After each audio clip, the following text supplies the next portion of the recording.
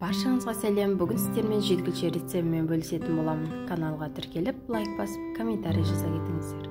Бізге керекті заттар: тұз, қант, сүт, күнбағыс майы, қаймақ, ашытқы және ұн.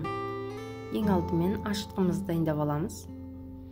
Жылы суға 2 шай қасық ашытқымызды саламыз. Кішкене қант және ұн салып, ашытқымызды ашытуға қойып қоямыз.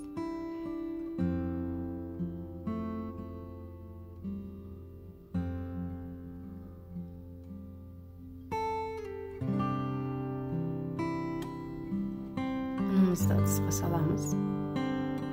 Тұз саламыз.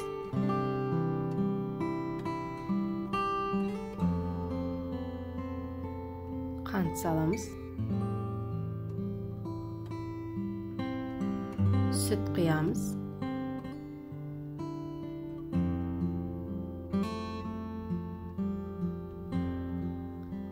Май құямыз.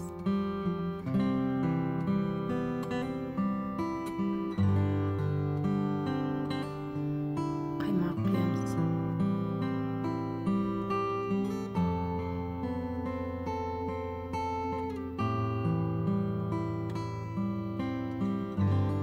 Және ашытқымызды құямыз.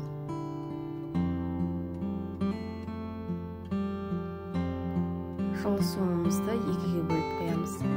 Алдымен жартысын құямыз. Сәл араластырып аламыз.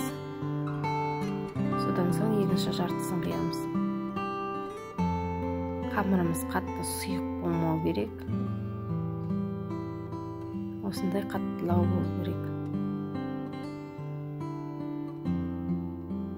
Сонда жеткілікшеміздің формасы жақсы шығатын болады. Созылып кетпей, домалақ шығады. Қамырымыздың бетін жауып, ашытуға қоямыз. Ашқан қамырымызды қайтарып, қайта ашытуға қоямыз. Қамырымыз ашыған соң, алып бірнеше бөлікке бөліп, жаямыз. Қамырымызды қатты жұқа емес, қалың қылмай осындай етіп жаямыз. Жұмсақ әрі дәмді күлшелеріміз дайын. Қабыл болсын.